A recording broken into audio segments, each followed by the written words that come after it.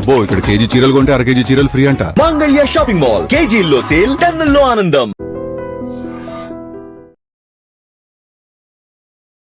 Welcome to I Dream. నా పేరు లుంబిని. మనతో పాటు ప్రముఖ family counsellor and motivational speaker Rajini Rama గారు ఉన్నారు. ఆవిడతో మాట్లాడదాం. అమ్మ నమస్తే. నమస్తే. ఎలా ఉన్నారు? ఫైన్.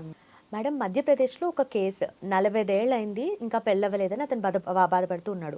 నాకు 18 ఎకరాల ఆస్తి ఉంది, ఆస్తి బాగానే ఉంది, కానీ ఇంకా పెళ్ళవట్లేదని చెప్పేసి బాబాని కలిసి ఏదో వీడియో ఏదో తీసుకున్నట్టున్నాడు. అది వైరల్ అయింది.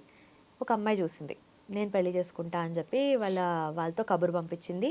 ఇతను వెళ్ళాడు, పెళ్లి జరిగింది, అంతా బాగానే ఉంది. తీరా చూస్తే శవమయ్యాడు. ఏం జరిగింది అంటే మీకు నాకు అర్థమైన విషయమే. పోలీస్ కేసు అయింది, తను అరెస్ట్ చేశారు. ఇంత దారుణం. దీని గురించి ఏమంటారు? అంటే చెప్తున్నాను కదా, ఆ అమ్మాయి ఏమో చిన్న వయసు అమ్మాయి, ఇతనికేమో 45 40 అంటున్నారు. ప్రాపర్టీ మనకి ఈజీగా ప్రాపర్టీ వచ్చేస్తుందిగా. పెళ్లి చేసుకుంటే ఒకసారి అతని ప్రాపర్టీ మనకు వచ్చేస్తుంది భార్యగా. అతను చనిపోయాడు అని అంటే ఇంకా అన్ని హక్కులు నావే.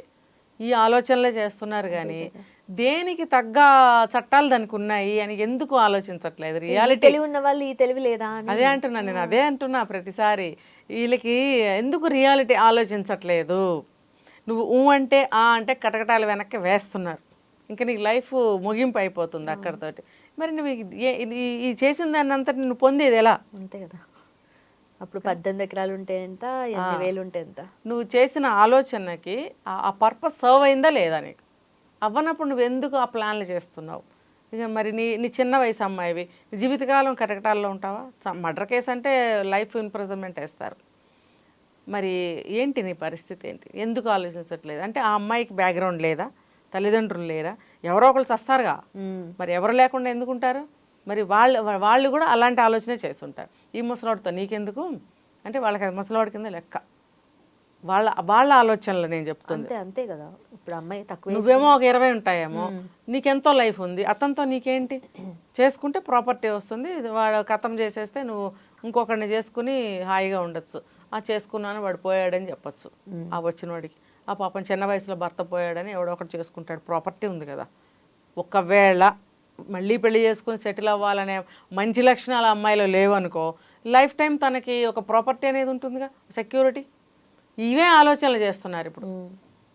ఈ ఆలోచనలు చేయడం వల్లనే ఆడజాతి మీద, అమ్మాయిల మీద అసహ్యం కలుగుతుంది, మగవాళ్ళకి ఆడవాళ్ళకి కూడా. మరి ఎందుకు తెలుసుకోవట్లేదు ఈ విషయాలు? మరి ఈ అబ్బాయి ఏమో అలాగా ప్రోపగండ చేసుకోవడం ఎందుకు? ఆ వీడియోస్ చేసి వైరల్ చేసుకోవడం ఎందుకంటే నాకు ఒక సంబంధం వస్తుంది అంటే. ఏ రోజుల్లో ఉన్నాడు అబ్బాయి? అంత అమాయకంగా అందులో పెట్టి నాకు ఇంత ప్రాపర్టీ ఉంది, నేను పెళ్లి చేసుకోవాలనుకుంటున్నాను అని అంటే ఎంత హాస్యాస్పదంగా ఉంది అది. ఎంతమంది ఎగబడతారు కదా. ఒక కథ చెప్తారు, ఒక రాజుగారు ఇట్లానే పెళ్లి చేసుకోవాలనుకున్నారంట, ఒక రాణిగారు. అంటే స్త్రీ పరిపాలన, ఆవిడ వారసురాలు. పెళ్లి చేసుకోవాలనుకున్నప్పుడు మరి ఒక రాజ్యాన్ని పరిపాలిస్తున్న మహారాణి గారికి భర్త ఎట్లాంటి వాడు ఉండాలి? ఎవరిని పెడితే వాళ్ళని చేసుకోరు కదా. సో స్వయంవరం ప్రకటిస్తే వచ్చారు, ఎక్కడెక్కడెక్కడి నుంచో వచ్చారు రాజులు. ఆ మహా అందగత్తే, మొత్తం రాజ్యం అంతా ఆవిడదే, మా వారసురాలు ఆవిడే అని చెప్పి ఆశతో బోల్డ్ మంది వచ్చారు స్వయంవరానికి. వచ్చినప్పుడు ఆవిడ ఒక పరీక్ష పెట్టింది. ఇలా పూలదండ పట్టుకొచ్చి ఒక్కొక్కళ్ళని చూసుకుంటూ వచ్చి దండ వేయటం కాదు. అంటే ఆ రోజుల్లోనే ఆలోచనలు ఎలా ఉన్నాయి చూడండి. నచ్చిన వాడిని నువ్వు ఎంచుకో అమ్మా అని తండ్రి చెప్తాడు స్వయంవరంలో. చెప్పినప్పుడు ఎవరైతే నచ్చుతారో ఒడ్డు పొడుగు అందము దర్పం టీవీ చూసి దండేసేస్తుంది. ఈయన పలానా రాజ్యానికి రాజు అని అంటే ఆ రాజ్యం గురించి గతంలో విని ఉంటుంది కాబట్టి, ఇప్పుడు ఫిజికల్గా చూడాలి కాబట్టి, ఫిజికల్గా కూడా నచ్చాడు కాబట్టి దండేస్తారు. అదొక విధానం. మరి తెలివితేటలను ఎలా తెలుసుకోవాలి? అప్పుడు ఈవిడ రాణిగారు ఏం చేసిందంటే ఒక టెస్ట్ పెట్టింది. సరే నేను ఒక రథంలో వెళ్తూ ఉంటాను, నా వెనకాల మీరు అందరూ రండి, ఎవరైతే నన్ను రీచ్ అవుతారో వాళ్ళని నేను పెళ్లి చేసుకుంటాను అని అన్నప్పుడు రథంలో బయలుదేరింది ఈవిడ.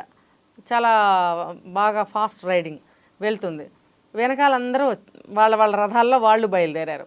బయలుదేరినప్పుడు ఈవిడ ఏం చేసింది, వెళ్తూ రత్నాలు, వజ్రాలు, వైడూర్యాలన్నీ విసురుతుంది. ఇలాగా విసిరినప్పుడు విసిరేస్తున్నప్పుడు వాళ్ళు ఏం చేశారు, అందరూ కూడా సమర్థవంతమైన రాజులు ఉండరు కదా, ఏదో చిన్న చిన్న సామంత రాజులు అలా అలా ఉంటూ ఉంటారు. చక్రవర్తులు వేరు, చక్రవర్తి కింద సామంతరాజులు ఉంటారు, చిన్న చిన్న ఉపరాజ్యాలు అన్నమాట. సో చిన్న చిన్న రాజులు రకరకాల వాళ్ళు వస్తుంటారు, పెద్ద పెద్ద రాజులు కూడా వస్తారు. అందులో కక్కుర్తి పడేవాళ్ళు ఉంటారు, ఆశ పడేవాళ్ళు ఉంటారు, దక్కిందే చాలు అనుకునే వాళ్ళు ఉంటారు. ఏం చేశారు, అమ్మో ఎన్ని రత్నాల రాసులు విసిరేస్తుంది ఈవిడ అని చెప్పి ఈవిడ ఇంతమంది కాంపిటీషన్లో నాకు ఆవిడ దక్కుతుందో లేదో తెలియదు, అట్లీస్ట్ నేను ఇవన్నీ దక్కించుకోవాలని చెప్పి ఆగిపోయాడంట ఒక అతను. అతను అక్కడతో అయిపోయింది అతను స్వయంవరం. అలా ఇంకా ముందుకు వెళ్ళి చాలా ఫాస్ట్గా వెళ్తుంది ఆవిడ. ఎంత ఫాస్ట్ అంటే కంటికి కనిపించట్లా, అంత ఫాస్ట్గా వెళ్తూ విసిరేస్తుంది. ఈవిడని ఎవరో అందుకోగలము, మనకి అయిపోయింది ఇక మనకి చాయిస్, అవి వచ్చినాయే చాలని చెప్పి అందరూ కూడా ఏరుకుంటూ ఏరుకుంటూ డ్రాప్ డ్రాప్ డ్రాప్ అందరూ డ్రాప్. ఇంకా లాస్ట్కి ఆవిడ అలా వెళ్తూనే ఉంది. ఒక అతను మాత్రం ఆవిడకంటే ఫాస్ట్గా వెళ్ళి ఆవిడని రీచ్ అయ్యాడు.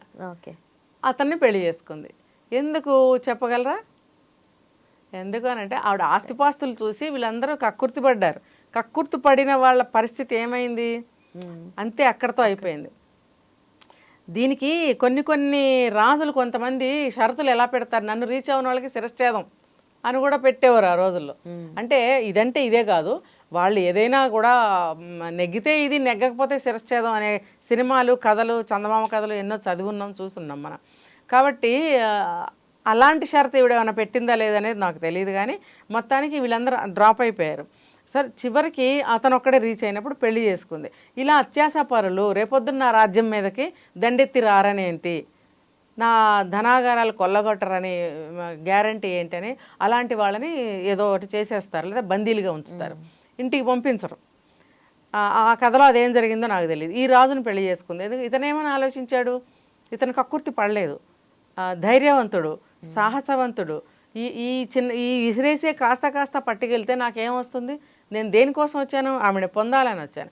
ఆవిడని పొందాలంటే ఆవిడతో పోటీ పడాలి, ఆవిడకన్నా ముందు ఉండాలి. అదే ఆవిడని గెలుచుకుంటే ఇదంతా నాదే అవుతుంది కదా, యాక్చువల్ పర్పస్. ఆ రకమైనటువంటి ఆలోచనతో అతను ముందుకెళ్ళాడు, అది నెగ్గాడు. మరి కక్కుర్తి పేద వాళ్ళందరూ ఆగిపోయారు కదా.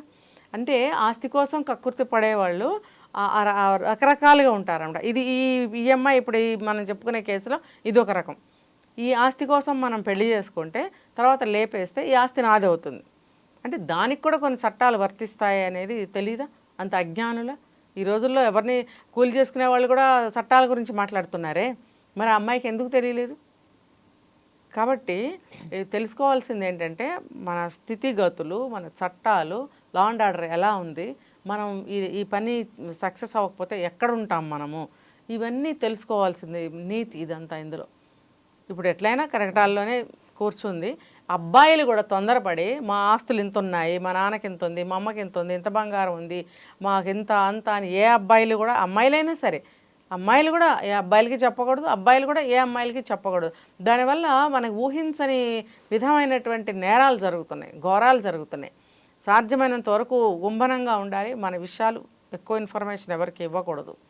నిజంగా మీరు ఒక పెళ్లి సంబంధానికి వెళ్ళారా, పెళ్లి వరకు వచ్చిందా అని అంటే అప్పుడు కొంత అవసరం, వాళ్ళది మనది కూడా ఒకరికి ఇన్ఫర్మేషన్ అవసరం కాబట్టి కొంత మనం చెప్పుకోవడం అవసరమే అక్కడ. కానీ ఇలాగా బాబాలు ఎవరో చెప్పారని చెప్పి నాకు పెళ్ళి అవ్వలేదని చెప్పి వీడియోలు తీయడం, వైరల్ చేయడము, చివరికి ఏమైంది, జీవితమే లేకుండా పోయింది కదా. తల్లిదండ్రులు ఉంటే నా అబ్బాయికి పెళ్ళి అవ్వలేదనే బాధ కంటే పెళ్ళాడే లేదంటే ఇంకెంత బాధ. ఆ వయసులో వాళ్ళని చూసేది ఎవరు, వాళ్ళు ఇంకా పెద్దవాళ్ళు అయి ఉంటారు కదా. ఇప్పుడు ఈ అబ్బాయికి సగం జీవితం ఉంది, తల్లిదండ్రులు పాపం పెద్దవాళ్ళు అయ్యారు, వాళ్ళని ఎవరు చూస్తారు? పాపం ఈ అబ్బాయి జీవితాన్ని కోల్పోయాడు. మరి ఆస్తి కొట్టేసిందా, చట్ట ప్రకారం మళ్ళీ వెనక్కి ఏమన్నా తీసుకోగలిగారా? చూడండి, ఇన్ని సమస్యలు ఉన్నప్పుడు ఇవన్నీ మీరు మీట్ అవ్వగలరా? ఇన్ని సమస్యలు మీరు ఫేస్ చేయగలరా? చేయలేము. చెప్పుకున్నంత ఈజీ కాదు. ప్రతిసారి కోర్టు మెట్లు ఎక్కడము, పోలీస్ స్టేషన్లకు వెళ్ళడము, తిరగడము, ఆ వయసులో తల్లిదండ్రులు తిరగగలరా? అసలు ఏ వయసు మనుషులైనా కోర్టుల చుట్టూ అన్నిసార్లు తిరగగలరా? ఒకసారి పోయిన వస్తువు దొరకడం ఎంత కష్టం, ప్రాపర్టీస్ని మళ్ళీ తిరిగి మీ సొంతం చేసుకోవడం అనేది ఎంత కష్టమైన విషయం. చట్టాలు ఉంటాయి ప్రతిదానికి. నిన్ను పెళ్లి చేసుకుంది కాబట్టి, భార్య అయింది కాబట్టి అని మాట్లాడతారు. అంతేగాని ఆ మనిషి చేసిన మోసం అది ఎప్పటికీ తేలుతుంది. ఒకవేళ తేలినా కూడా ఎంత సమయం అయిపోతుంది. ఈ లోపల ముసలి వాళ్ళ పరిస్థితి ఏంటి? కాబట్టి ఎవరైనా సరే మనం చేస్తున్న ఏ పనైనా సరే ఆలోచించి డెసిషన్ తీసుకోండి. నేను ఇందాక కూడా అదే చెప్పాను, మనం ఏ డెసిషన్ తీసుకున్నా వ్యక్తిగతంగా, సామాజికంగా, కుటుంబ పరంగా, చట్టపరంగా అన్ని విధాలు ఆలోచించి ఒక నిర్ణయం తీసుకోవాలి. ఏ మనిషి అయినా కూడా మనం చేసే పని ఈ నలుగురికి కూడా చెడు చేయకూడదు, నష్టం జరగకూడదు, మనకి జరగకూడదు. సేఫ్గా అలా వెళ్తూ ఉండాలి. ఇది ఆలోచించి ఎవరైనా నిర్ణయాలు తీసుకోండి. ఓకే అమ్మా, థ్యాంక్ యూ సో మచ్.